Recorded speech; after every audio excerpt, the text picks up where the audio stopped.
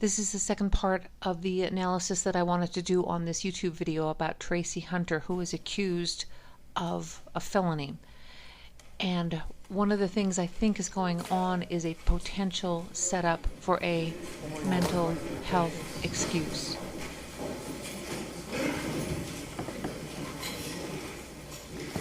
Good morning to all of you. For the record, State of Ohio versus Tracie Hunter, case number B1400110.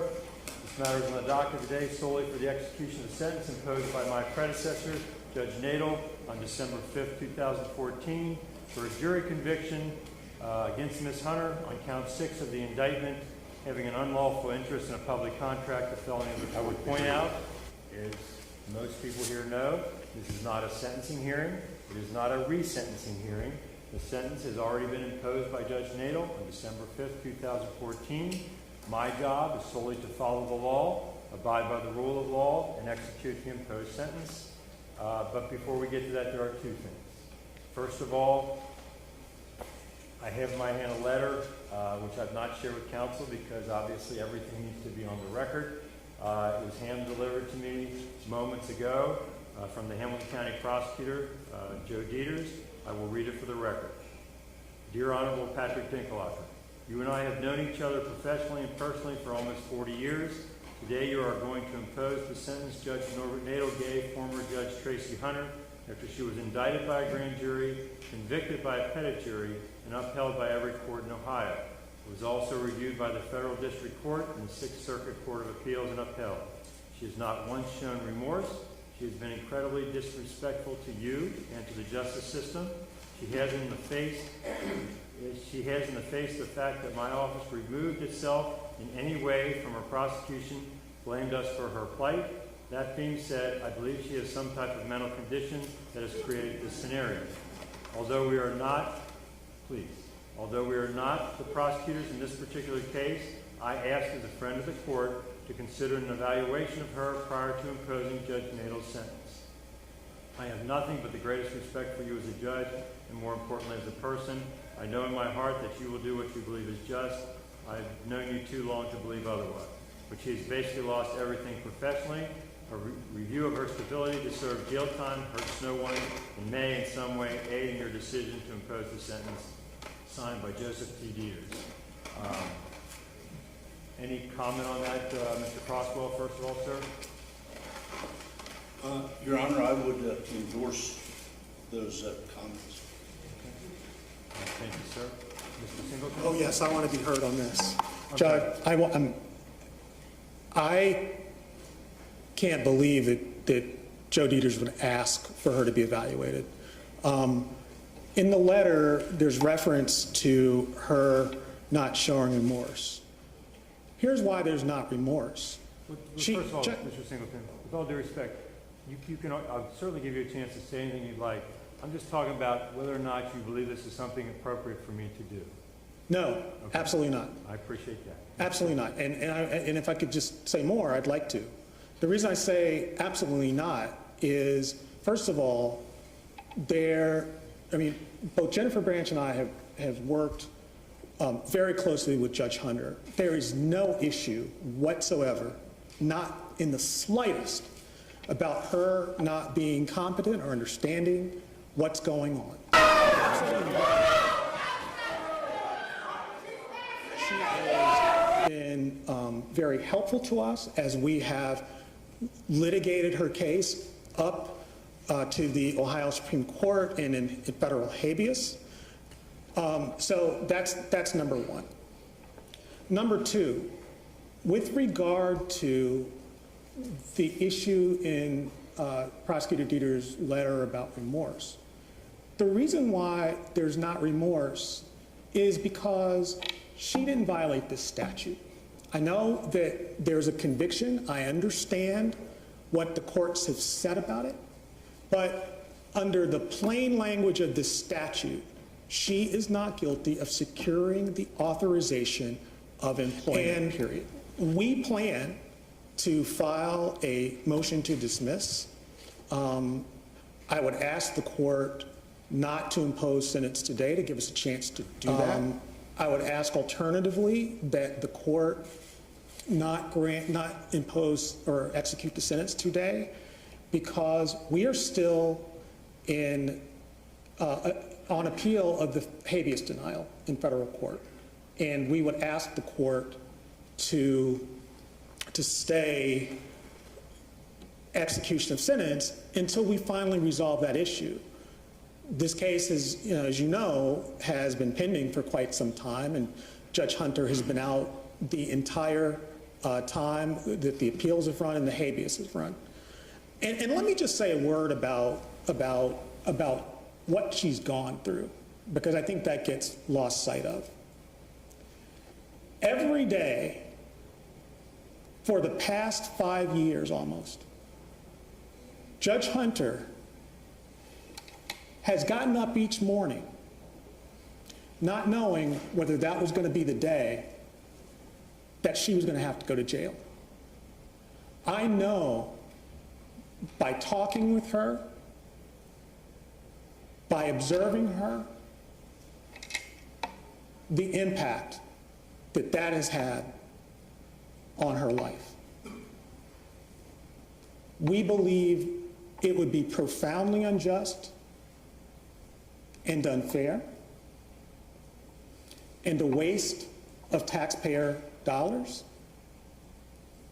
to incarcerate her for 1 minute in the jail. We believe it would be profoundly unfair and unjust and a waste of taxpayer resources to put her on probation. What we'd ask the court to do is just end this today. End this today. But not incarcerate her, particularly given that we're going to be filing this motion to dismiss. We'd ask the court for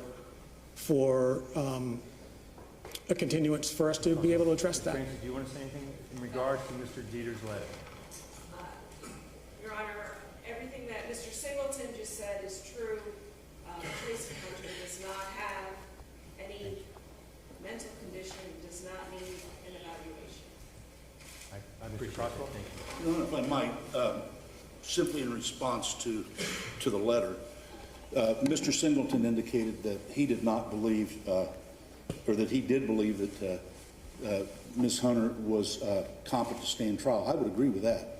I don't believe that Mr. Dieter's letter is speaking to the issue of whether she was competent to stand trial or whether she was legally insane for purpose of the trial. No one has raised that issue, and it's not even been considered. I believe that the letter that Mr. Dieters has written and that I, when you asked, endorsed, was a letter which asked to have an evaluation for the purpose of sentencing. And I would say that that has nothing to do with the competency issue, and it is rather, it is not uncommon for the courts in trying to determine an appropriate judgment to order a pre-sentence investigation and to order, in addition to that, a clinic evaluation to determine if there are any services that are needed or if there are any issues that present themselves. So that, certainly it's up to the court, but that part of the letter that Mr. Dieters wrote is the part that I endorse, and I think it was solely for the purpose of sentencing, not to question competency in this case. I appreciate that. And since the defense counsel has indicated that they do not wish for me to proceed in that manner, I will certainly not do that. I do appreciate the concerns Mr. Dieter has extended, but that is something that we're not going to proceed with.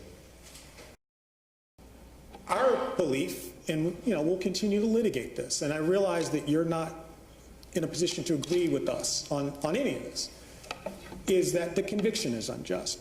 But 6 months in the jail for a felony for someone who has never been in trouble before, and someone who has been a positive and is still a positive impact, has a positive impact on our community. I would ask you, on behalf of Tracie Hunter, to end this today for her. She has had, as a result of this case, she's lost everything. There's something that's important that she has held on to, Just so you know, from a purely biblical perspective, she has hung on to false doctrine. But she's lost a lot. She lost her job as a judge, her law license, her ability to earn an income. And she has continued to serve the community through her pastoring, her church, ministering to her flock.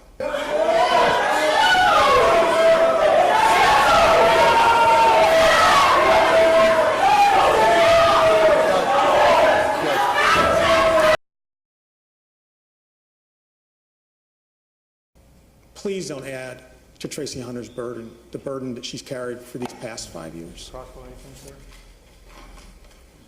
Your Honor, I came here today with the intention of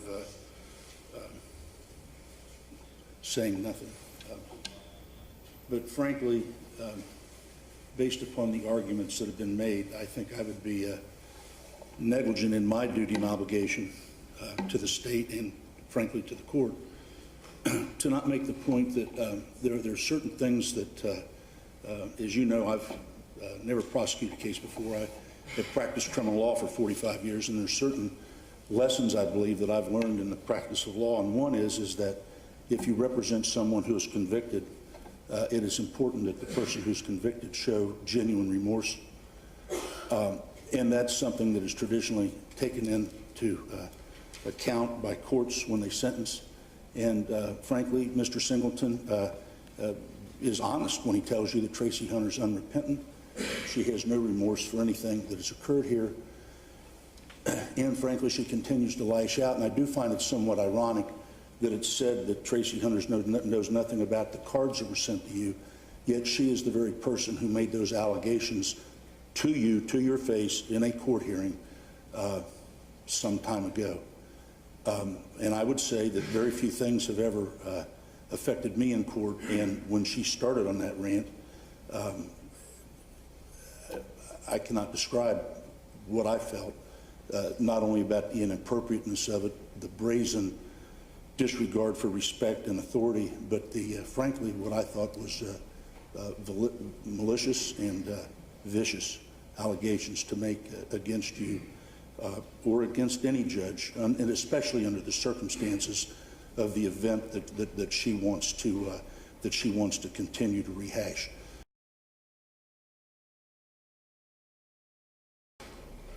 It's ironic also that when Mr. Dieters wrote the letter asking you to at least order a mental health evaluation, and I endorsed it. I said, well, that's fine with me. It's somewhat ironic that the person who said that they did not want the mental health evaluation was Tracie Hunter herself.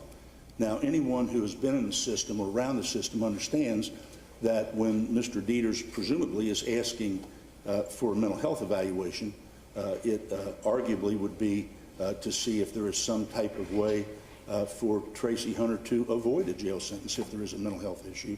Yet she is the one who stands here before you today and says that she doesn't want that either. In other words, what she wants is to control the facts. What she wants to do is write the law, and what she wants to do is play by her own set of rules right up until today. I mean, right up until this very moment. And that's the very attitude and the very conduct that put her in the predicament that she's in, and frankly has caused all this pain to her and caused all this turmoil to the community. All the state courts have looked at this. Every one of them have said that Ms. Hunter received a fair trial. We went to the federal court. You can shake your head if you like. The federal courts also said she received a fair trial all the way up to the Sixth Circuit Court of Appeals. The only thing left is the Supreme Court, and I doubt that they're going to take it in. They all did their duty, and now it's my turn to follow my oath, uphold the rule of law. In this case, the law certainly permits it. Judge, I believe Justice, I'm sorry. I'm sorry to interrupt. One second. This was the time during the trial that they took at least 2 minutes of time to confirm. But I want you to notice that there's only a conversation going on between two of them. One of them seems to be left out. Yeah, I'm sorry. That's not fine.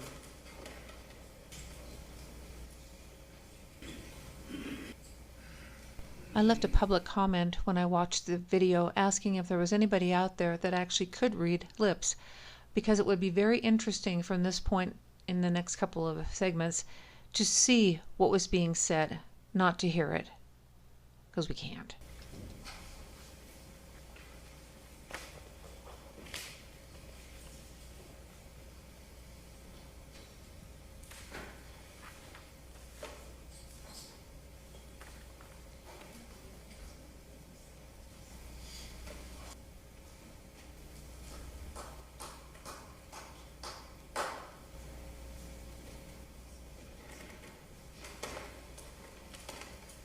What are we doing here, Mr. Singleton? I'm sorry, Judge. Tracie I Hunter. gave her an opportunity to speak, and that was turned down. It's not being offered now. Please have a seat. So you're denying my right as a defendant to address the court? Ma'am, please have a seat. I just want to make sure. Thank you. Thank you, ma'am. So the record should reflect again, you were offered an opportunity to speak, and you turned that down. Okay. The court, Ms. Hunter orders the execution of the sentence imposed on December 5th, 2014 by Judge Nadel. That is as follows: 1 year community control, that's non-reporting. Since you will be on community control, I will advise you, as I'm required to by law, that if you violate any of the conditions of the community control, come back in front of me. I will sentence you to 18 months, the Ohio Department of Corrections. It is a felony of the 4th degree. The conditions of the community control are real simple, as indicated in the judgment entry by Judge Nadel. Number 1, you pay the cost of these proceedings. Number 2, you are to do not violate any laws. Number 3, you are to do 6 months in the Hamilton County Justice Center, credit 1 day. Mr. or Ms. Deputy can take her away.